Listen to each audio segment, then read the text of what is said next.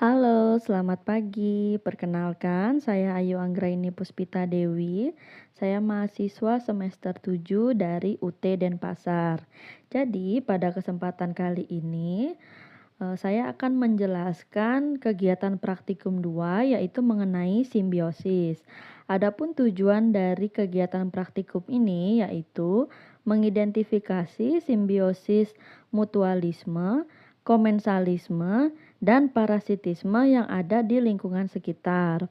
Untuk alat dan bahannya yang dibutuhkan yaitu yang pertama ada alat tulis, kemudian ada lembar pengamatan, dan lingkungan sekitar. Nah, apa itu simbiosis? Simbiosis adalah hubungan erat antara dua makhluk hidup yang berbeda jenis. Hubungan ini bisa saling menguntungkan. Ada yang hanya satu pihak diuntungkan, bahkan ada yang satu pihak dirugikan. Ada tiga jenis simbiosis. Yang pertama ada simbiosis mutualisme atau saling menguntungkan. Kemudian ada simbiosis komensalisme, yang satu untung dan yang satu tidak dirugikan. Yang ketiga ada simbiosis parasitisme, satu diuntungkan dan satu dirugikan. Simbiosis yang pertama yaitu simbiosis mutualisme. Simbiosis mutualisme merupakan hubungan antara dua makhluk hidup yang sama-sama mendapatkan keuntungan. Contoh yang dapat kita lihat di lingkungan sekitar yaitu antara lebah dengan bunga. Jadi, lebah mengambil madu atau nektar dari bunga untuk makanannya. Saat menghisap madu, lebah membantu penyerbukan bunga sehingga bunga bisa berkembang biak. Jadi, lebah dan bunga sama-sama diuntungkan.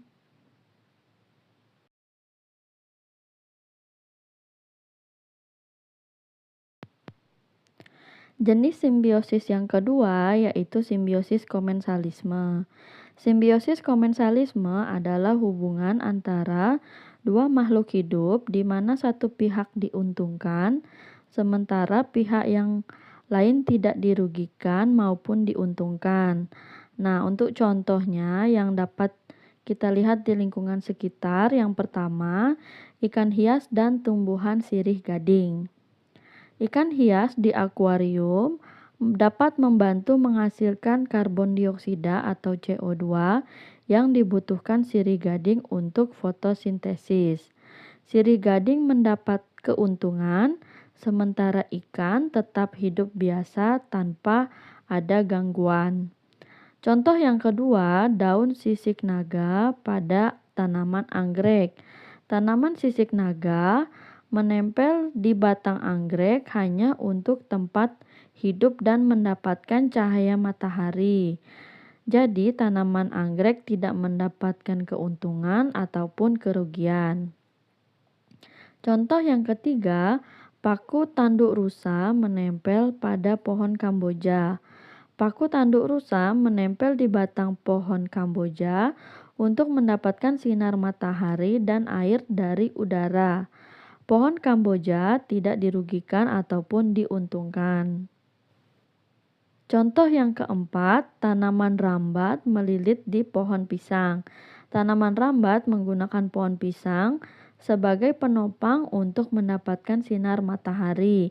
Pohon pisang tidak mendapatkan manfaat atau kerugian secara langsung.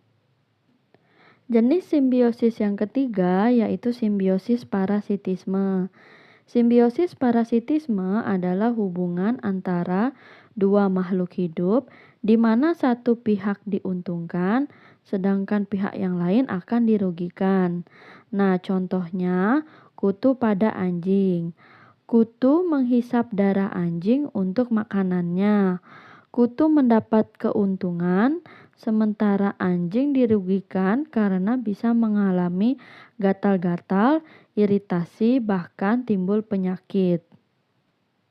Demikian penjelasan tentang simbiosis, mulai dari simbiosis mutualisme, komensalisme, dan parasitisme lengkap dengan contohnya.